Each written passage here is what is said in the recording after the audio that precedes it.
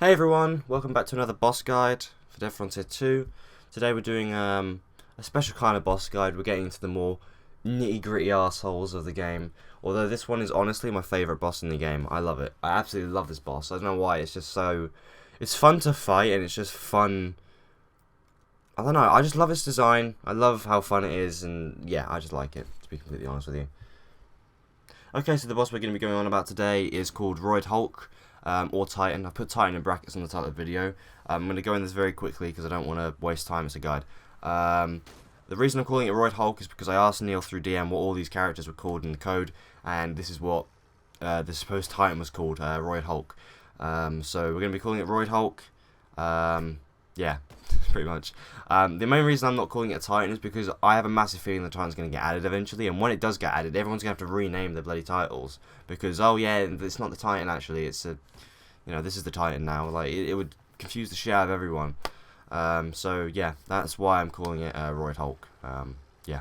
It spawns in level 15 zones and above, and its special ability is that it can sprint. Pretty self-explanatory stuff. So yeah, the special ability of the Roid Hulk is that it can run. Basically, it runs for about 6 seconds, then slows down, has like a 3-second cooldown, where you can sort of reload your weapon, or whatever the hell you want to do, heal up, whatever. So that's something to note. Now, I would recommend being at least level 12, something like that. At least have level 10 gear on you, because this guy is a pain to kill, and it takes a long... He's probably like got the most health out of all the bosses. He takes a long time to kill, and because you've got to fight him in level 15 zones, that means you're going to have arsehole zombies everywhere, meaning that there's going to be radiated zombies, bacterial zombies, flaming zombies. There's going to be a lot of different kinds of zombies that will mess you up, and since the launch of the game, Neil has changed it so that zombies will come into the room a lot more often, so you've got to be very wary of that, because last time I fought him, before the one that I'm going to be showing off in the video, before the attempt I'm going to be showing off in the video, I got messed up by a radiated fat-ass zombie who would not get out of the way on the floor, and I ended up just getting sandwiched between the two and dying, which is not fun. Obviously, it's not fun at all. So yeah, that's what you got to keep an eye out for. You got to really make sure you keep on top of that, because it can mess you up pretty badly. So the gear I would recommend is a rifle, whether it be I would recommend the Mauser rifle. And I'd also recommend the Chesterfield, I can't remember the numbers, but Chesterfield, I think it's just Chesterfield 21, something like that. Chesterfield shotgun. It's a level 10 shotgun. It's very good in damage, and it can be good for also quickly shooting zombies and getting them out of the way, or blowing their heads off, whatever the hell. But I would recommend using the rifle, just so you can get quick aim on them and just blast them to shit. It's very useful to use the rifle. I wouldn't advise using the rifle on the Roid Hulk though. The Roid Hulk, yeah, you really want a shotgun for that, or an SMG. As for supplies, as always, I recommend a lot of ammo. Not as much as, more than the other guys, because you're going to need it. You're going to need a lot of ammo. I would recommend around 100 bullets or 100 shotgun shells. You only really need like 50, 60 rifle bullets, but that's what I would recommend, because obviously the Roid Hulk has a lot of health, and it's going to take a long time to take him down, even with a shotgun or even with an SMG. As I've said in the past, I don't recommend SMGs. We don't talk about those. So yeah, I would recommend just bringing as many shotgun shells as you can. Luckily, obviously, you have the market, so you can get 12 gauge pretty cheap. So it's not all that bad. Should be pretty simple to get those together. As for meds, I don't advise healing up during the fight unless you're on like dying. And the period I would heal up is when he's just stopped sprinting. Quickly open your inventory, find whatever the hell your healing item is, and just heal up. But if you're going to heal up, I would recommend bringing first aid kits, or travel first aid kits. I recommend first aid kits because they just get you back up to full instantly like that. You don't need to spend more time trying to heal up other items and stuff.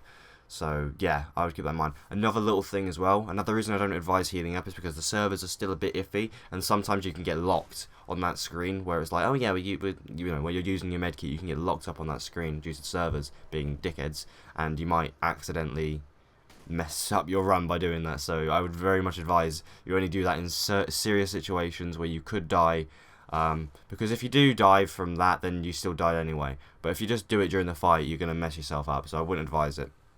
Alright, without any further ado, let's get into the boss fight, lads. Okay, so this is my second attempt fighting this thing. So I've already just gone through the building and everything. As you see, there's arsehole zombies everywhere that look different and are basically dicks. They're not very nice. But I would also advise bringing iced coffee. I should have mentioned that. Iced coffee is very useful for this boss, just because it gives you extra speed. But as you can see, he's running like a madman, and best way to deal with him is to just shoot him with the shotgun to the face. As you can see, I'm trying to deal with the other zombies. Not because they're getting in the way, because they're not really getting in the way. It's just they might get in your path, which is no good. Like that, I could have got slapped if I wasn't careful, which would have not been very fun. But you really want to take as much opportunity to reload and deal with stuff as possible. These worms are complete dickheads. They just piss me off so much. As you can see, the Roid Hulk guy messed up his path completely, so I've had to change direction. And I should not have done what I'm doing here, where I'm literally like sort of sidestepping it. I shouldn't do that. But as you can see, if I'm just jogging normally, he doesn't actually have the ability to hit me. I still sprint in some cases. I would recommend it, because there are situations where you might get messed up. I have never been hit while jogging, but there's always the possibility. And if you're in dying, I really wouldn't recommend jogging if you can help it. Which is why I suggest healing up when you get the opportunity, because you don't want to be in dying. You lose aim speed, movement speed, and attack speed, I'm pretty sure. So you lose a lot of stuff that you could use, a lot of stats you could really use in a fight like this.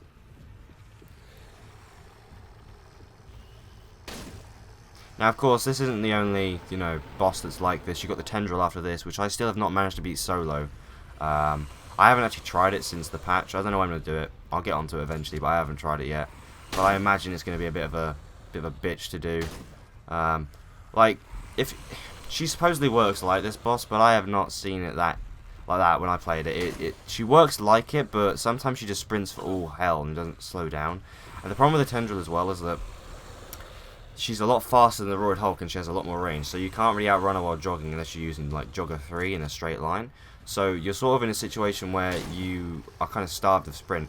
I'm very much interested to try it since the launch, because obviously sprint is a lot more useful since the launch of the game. It was much worse before the game launched, but now it's actually like brilliant. I love it. I love Sprinter now. So yeah, I want to clarify, I'm using Sprinter 3 for this. I wouldn't advise using honestly, I wouldn't. There's no real issue using any Sprinter if you can outrun it while jogging. But I would advise Sprinter 3, of course, just because you could use it. At the time of recording this, I've only just hit level 15, and I've now got Sprinter 4. And I can tell you for a fact, it's not that much different. Like, it's not going to save your life very much. It's more of just an extra little boost, Sprinter 4. So Sprinter 3 or even 2 will do you just fine for this fight, or even 1. Just as long as you get Sprinter, you should be good. I think you might want to get, you may want to invest in higher sprinters, especially if you're going to go for the Tendril. Like, you'd probably want the max sprinter for the Tendril, just because the Tendril is a lot different. Like, on the surface, they've got the same mechanics as each other, but they're, yeah, she's a lot harder. Just because she has extra range, she has extra range. I think a tiny bit of extra speed. And I think she runs for a tiny bit longer. It's really quirky, the Tendril. I need to honestly give it a proper go at some point. But I haven't tried it since the launch. But I'll try it in the upcoming days, I'm sure.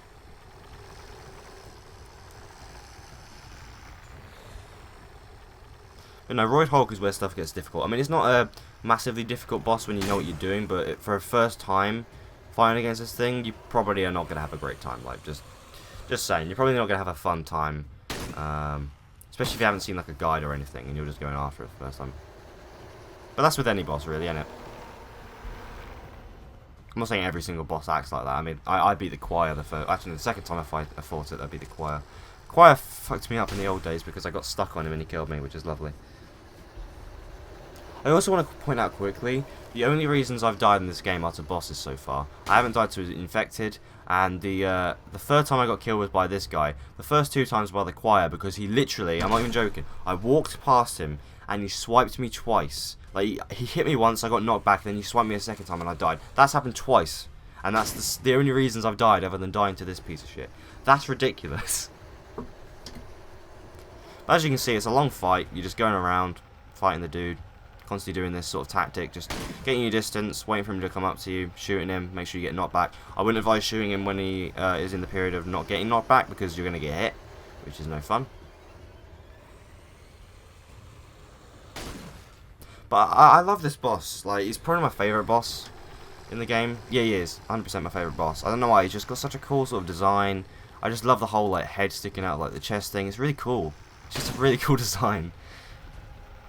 I have to say, like, that's one thing I love about this game, is that the designs of the first game just, you know, like, they transfer over so well, you know. Like, despite the fact that it's now a new game, right? It's a new game, better graphics, like, considering the first game, you know, the models weren't that impressive. They were very low poly, and they didn't have amazing textures, but now they honestly are, like, so well made. But yet it still feels the same, you know. It's really cool. It's just great how, like, this game has a style to it, and I think that's what I love, and what I always want to push about this game is that people may see it as a generic zombie MMO, but I don't know, it just has such a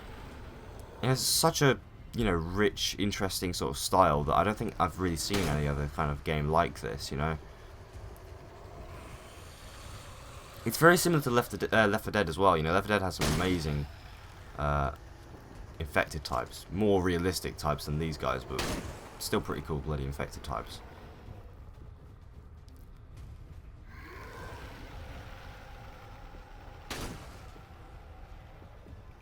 As you can see there, I'm trying to work on my positioning. That's one thing you got to do with these kind of bosses. Make sure that he is not looking to, because when they're in the cooldown, they are slowly walking. But if you know, you can actually sort of work with this, right? If I'm standing at the end of this couch and I'm like too far to this area that I've just ran now, he will run that way. You can see, because he'll walk and face that way. Like that guy there, he faced the edge of the couch there trying to go that way, and then I realised, okay, move left, and then he faced me again. And that's a very important thing to keep in mind. Positioning when fighting these guys is very important, because if you mess up your positioning, you can mess up your entire run. There's times where he's like shortcutted me through that little gap there because of the fact that I've gone too fast, or you know, my positioning isn't right. So you've got to really be careful with that. Yeah, man. I mean, the boss can be pretty easy at times. I'd probably be able to do it again. I don't do it mainly because there's easier bosses that I could do in quicker time and get probably more experience out of. I mean, from what I'm aware, the Roid Hulk gives you like 1,000 experience, which is well worth it, right? It's well worth it if you want to kill it for the first time. But as you can see right there, he was going to go that way. But the other bosses hand out around 300 to 500 experience, but they're very quick to kill, and not as hard. So they're very simple. Believe it or not, guys, I've actually grown a liking to fingers over the choir, and that's not even a joke. I'm so sick of the choir. I fucking hate that boss so much because of just how loud he is. I don't know why, and also the double slaps as well. That's rubbing the wrong way. That's pissed me off.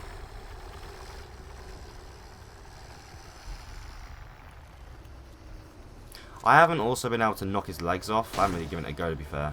I'm not sure if you can, and even if you can, I wouldn't advise it, just because you won't really be able to get any good shots on his head.